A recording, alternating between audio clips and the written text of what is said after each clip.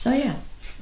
What was the question? Tell me about how the generators got going. So oh yeah. After the heaters had to cease and desist and became the generators. Yeah. I mean, you ended up playing the bigger clubs around town. No, the first year, we begged people to give us suggestions. We started on Tuesday nights because Tuesday nights were dead everywhere. Yeah. So we would play Tuesday nights at the Flip Side, or the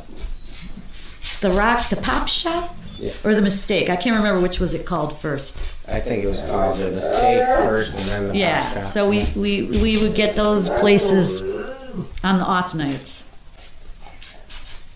And I remember going around with Stutz during the day to bars with a tape, and he's just such a showman.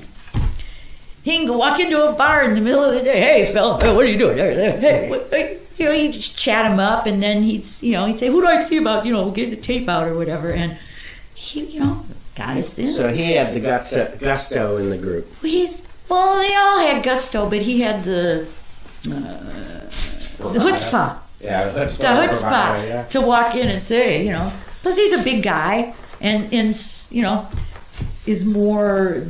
If I walked in like, you don't want to listen to a tape, do you? He's like, hey, listen to this. We're really good. So, now we'd have to walk in there and click on my electronic press kit, darn it. You just walk in with your laptop and say, here we are, But yeah, so we started playing those dates, and then, we have to negotiate. They say, well, we got, right? So first we were just playing for the door, and then, you get what's that? Guarantee versus the door, and then we started getting better dates, a Thursday night, and Friday night. Then I think my favorite spot was Duke Tavern. Me too. Because it was just such a great space. With the stage where it belonged, it was a wonderful space back then. I always thought it should be at the short end like it is now, so that the sound could have a chance to, especially bass waves, they take a long, right? Yeah. But where it is now sucks. Yeah, the bar doesn't work that way. No, it's like a whole different thing. Vibe. Yeah. The only night I enjoyed there was Stress's Memorial. Memorial, yeah. It was because it was that. Yeah. But musically, it never ever worked. No. But living up the hill, I'd be there 3, 4, 5 times a week for all the bands over and over and over. Well, that's the thing. We all played there. And, you look at any of those flyers on, Monday night you got this, on Tuesday night you got that, on Wednesday night like this, and sometimes on Friday and Saturday, you'd have maybe Numbers Band on there for 2 days. Yeah. A couple times we were there it was great. That was like, we didn't have to take anything down, it was fun. Schlepping your own stuff, even though we had roadies, you still schlep. So how far did you guys travel? How far? Mostly we just played in Cleveland. A couple times we played on the west side. It was like another country. We played a couple places in Strongsville. And they had no idea who we were. We had already, have a name now for ourselves in Cleveland, and we want to break out and do some other places. And, you're doing your best. You go, what's wrong with these people? They're just sitting there like, free bird! Stuff, So we played, where did we go? Oh, we had a date at the Bottom Line. Okay. And saw Long John Baldry. He played there the night before we did. That was amazing. That was pretty amazing. That was an experience. That was quite an experience. But I'd have to say that's probably about as far as... Really? We didn't really travel. You give me my ball! Right? I had always thought the generators had nibbles by labels and...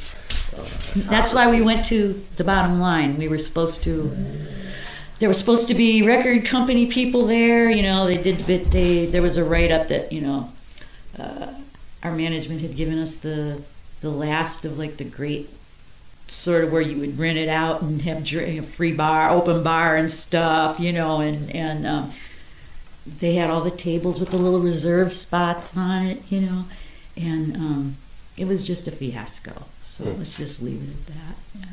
Who were the generators managers? Let's just leave it. All right. I'll leave that. Yeah. Okay. And it's a cautionary tale. What was your favorite generators moment? I have to say when we played one of the coffee break concerts. When we played an appreciation or something, and there was Donnie Iris and Michael Stanley. There's a bunch of and we played, in that, and that was pretty exciting. I have to say one of the coffee break, I think maybe it was in '82. That was a really good concert. We were all in the zone, and it was good. Every night was a good night. Some nights were good than others, But you're doing, I'd be crazy if I didn't tell you that, it's a job that you love, right? You're making music and you're getting paid for it. Maybe not much, but, you're doing what you love to do, and how many people can do that? So not enough, and hopefully everybody. Yeah. For a little schmuck like me,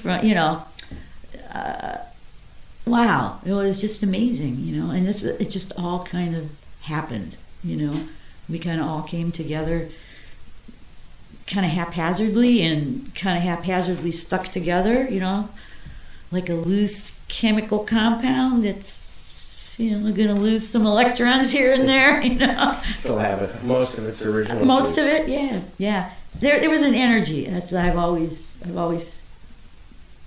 thought and felt that, music, everything is energy, right? Everything in life is energy, but especially music, because you can feel those sound waves beating against your body, right? And when everybody's dancing and the energy is up, and it's just like a vortex, right? So you just, it was great, And beyond the music and the simple energy reaction to the sound, then you have the words to make your head hopefully explode. Yeah. And when you get both of those things happening at the same time, revelation or understanding or just healthy dose of Coke in there too. Yeah.